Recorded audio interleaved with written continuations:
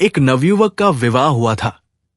वो अपनी नई नई विवाहिता पत्नी को लेकर जहाज की यात्रा पर निकला है।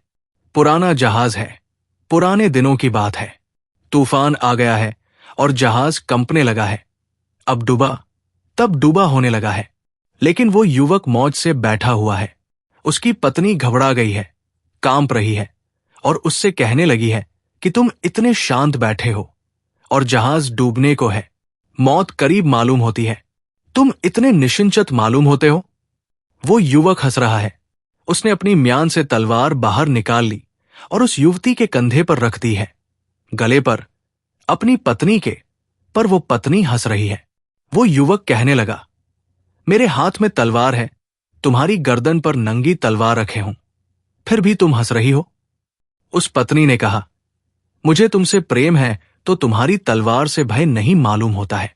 उस युवक ने कहा, मुझे परमात्मा से प्रेम है, इसलिए उसके तूफान से भय नहीं मालूम होता है। जहां प्रेम है वहां भय की कोई संभावना नहीं। अगर हम भय को निकालने की कोशिश करेंगे तो हम ज्यादा से ज्यादा जड़ता को उपलब्ध हो सकते हैं, अभय को नहीं।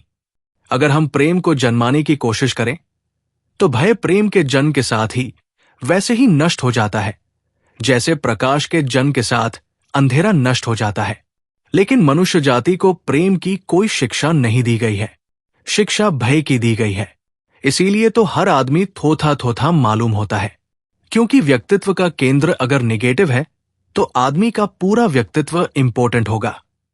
व्यक्तित्व का केंद्र अगर नकारात्मक है तो व्यक्तित्व में बल नहीं हो सकता, थोथा, पोचा, इंपॉर्टेंट होगा। इसलिए सारी मनुष्य जाति नपुंसक हो गई है। कोई बल नहीं है, कोई जीवंत प्रेरणा नहीं है, कोई भाव भरा हुआ, कोई आनंद से भरा हुआ हृदय नहीं है, कोई प्रेम से भरी हुई आंखें नहीं है। सब भयभीत, भय कातर, घबराए हुए, ट्रेम्बिंग लग, डरे हुए हैं। मनुष्य के व्यक्तित्व के केंद्र पर 5000 वर्षों से भय को रखा गया है। नकारात्मक है भय, इसलिए व्यक्तित्व नकारात्मक हो गया है। एक ही गुण है पॉजिटिव, वो है प्रेम, और एक ही गुण है नकारात्मक, और वो है फियर, भय। और दो ही महत्वपूर्ण बातें हैं जीवन में, या भय या प्रेम। जहां भय है वहां अपने आप घृणा पैदा हो जाएगी। जिससे हम भयभीत होते हैं उससे हम कभी भी प्रेम नहीं कर सकते हैं। इसीलिए तो परमात्मा की इतनी शिक्षा दी गई दुनिया में, लेकिन परमात्मा का प्रेम नहीं पैदा हो सका, क्योंकि परमात्मा से भयभीत किए गए आदमी को समझाया गया गॉड फियरिंग होने के लिए, ईश्वर से भयभीत होने के लिए। दुनिया के धर्म यही समझाते रहे हैं कि ईश्वर से डरो। जिससे डरा जाता है उससे कभी प्रेम नहीं किया जा सकता है। ये मनुष्य जाति जो नास्तिक हो गई है वो गॉड फियरिंग की शिक्षा से ही गई है। नास्तिकों के कारण नहीं हो गई है मनुष्य जाति नास्तिक। अगर दुनिया में अब भी कोई आस्तिक पैदा हो जाते हैं तो नास्तिकों के बीच से, लेकिन आस्तिकों के बीच से कभी कोई आस्तिक पैदा नहीं होता। आस्तिकों के बीच से आस्तिक पैदा हो ही नहीं सकता, क्योंकि आस्तिक है ईश्वर से डरा हुआ, और जहां डर है वहां प्रेम असंभव है। जहां भय है वहां प्रेम असंभव है। जिससे हम भयभीत होते हैं उससे हम घृणा करते हैं, गहरे में घृणा करते हैं, ऊपर से हाथ जोड़ सकते हैं, लेकिन भीतर मन होता है गला घोट दे। धर्म गुरुओं ने ईश्वर का गला घुटवा दिया। उन्होंने सिखाया कि ईश्वर से डरो। आदमी इतना डर गया कि उसने कहा कि जिससे डरते हैं इसकी हत्या ही कर दो। Humanity killed God. फिर आदमी ने कहा, अब इसका फैसला ही कर दो जिससे इतना भय खाना पड़ता है। इसलिए नीत्शे कह सका, गॉड इज अ डेड। इसलिए नीत्शे कह सका कि ईश्वर मर गया है। पूछा किसने? किसी ने मार डाला है ईश्वर को। नीत्शे ने कहा, आदमी के हाथ देखो, ईश्वर के खून से रंगे हुए हैं। आदमी ने गर्दन दबा दी उसकी, जिससे इतना भयभीत होना पड़ता था। ईश्वर के प्रति भय पैदा करके धर्म नष्ट हो गया, क्योंकि भय कोई विधायक, रचनात्मक, क्रिएटिव फोर्स नहीं है।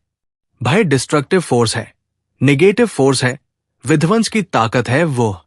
और हम सब तरह के भय पैदा करते रहे हैं। बाप बेटे में भय पैदा करता है ऑथोरिटी का, मैं बाप हूं, और उसे पता नहीं कि वो बेटे को तैयार कर रहा है कि बाप की हत्या कर दे। और बेटे मिलकर बाप की हत्या कर रहे हैं सारी दुनिया में। ये हत्या जारी रहेगी जब तक बाप बेटे को भयभीत करता है, जब तक वो कहता है कि मैं जो कहता हूं वो ठीक है क्योंकि मेरे हाथ में ताकत है। मैं तुझे घर के बाहर कर दूं, मैं तेरी गर्दन दबा दूं। जब तक पत्नी कहेगी पति से कि मेरे हाथ में ताकत है, जब तक पति कहेगा पत्नी से कि मेरे हाथ में ताकत है, जब तक हम परिवार में एक दूसरे को भयभीत करने की कोशिश करेंगे, तब तक अच्छे मनुष्य का जन्म नहीं हो सकता है। और हम सब एक दूसरे को डरा रहे हैं, हम सब एक दूसरे को डरा रहे हैं। हमारी सारी रिलेशनशिप फियर की रिलेशनशिप है। हमारा सारा संबंध भय का संबंध है। विद्यार्थी गुरु के चरण छूता है भय के कारण और गुरु चरण छुवाता है ताकत के कारण। बाप, पति, पत्नी, सारे संबंध हमारे। हम भयभीत कर रहे हैं किसी को, हम डरा रहे हैं किसी को, हम घबरा रहे हैं किसी को, और वो घबराहट में पैर छू रहा है और हम प्रसन्न हो रहे हैं और हमें पता नहीं कि हम सिर्फ अपने प्रति घृणा पैदा कर रहे हैं। इस घृणा का बदला लिया जाएगा। बेटे बड़े हो जाते हैं, बाप बूढ़ा हो जाता है, ताकत की स्थिति बदल जाती है। बेटों के हाथ में ताकत आ जाती है। बाप कमजोर हो जाता है, पासा पलट जाता है, बदला शुरू हो जाता है और बेटे बाप को सताना शुरू कर देते हैं। ये प्रतिक्रिया है, ये रिएक्शन है। बाप ने बेटे को बचपन में सताया है, अब पासा पलट गया है। तब बाप ताकतवर था, तब वो छोटे से बच्चे को डरा सकता था, वो डंडा उठा सकता था, द्वार बंद कर सकता था, घर के बाहर निकाल सकता था। वो जो भयभीत किया था बेटे को, वो भय के कीटाणु भीतर रह गए हैं। वे बदला मांगते हैं क्योंकि भय विध्वंसात्मक है। वो बदला चाहता है। भय से घृणा पैदा होती है, विरोध पैदा होता है, विद्रोह पैदा होता है। बच्चा प्रतीक्षा करेगा ताकत आ जाए हाथ में, कल जवान हो जाएगा। ताकत हाथ में हो जाएगी, बाप बूढ़ा हो जाएगा, कमजोर हो जाएगा, फिर सताने की प्रक्रिया उलट जाएगी। बेटा बाप को सताएगा। हम सब एक दूसरे को भयभीत कर रहे हैं। हमारा सारा व्यक्तित्व भय पर खड़ा हो गया है। हम ईश्वर को भी समझाते हैं, हम धर्म को भी समझाते हैं। हम किसी को यह भी कहते हैं कि सत्य बोलो, तो साथ में यह भी कहते हैं कि सत्य नहीं बोलोगे तो नरक जाओगे। हत्या कर दी सत्य की। सत्य के साथ भय जोड़ा जा सकता है? सत्य के साथ भय का कोई संबंध हो सकता है? सत्य पॉजिटिव क्वालिटी है, भय निगेटिव क्वालिटी है। सत्य का प्रेम से संबंध हो सकता है, भय से संबंध नहीं हो सकता। नीति का प्रेम से संबंध हो सकता है, भय से संबंध नहीं हो सकता। लेकिन 5000 वर्षों से निगेटिव क्वालिटीज को पॉजिटिव क्वालिटीज के साथ जोड़ा जा रहा है, इसलिए मनुष्यता नष्ट हो रही है। ये भोजन के साथ जहर डाला जा रहा है।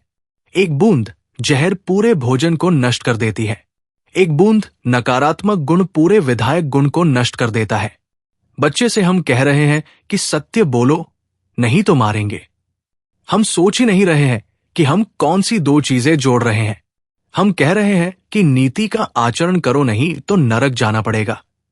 वहां कड़ाहे हैं, आग जलती है, तेल उबलता है और उसमें डाले जाओगे। भगवान को भी बड़ा मजा आता होगा इन कामों में, मालूम होता है।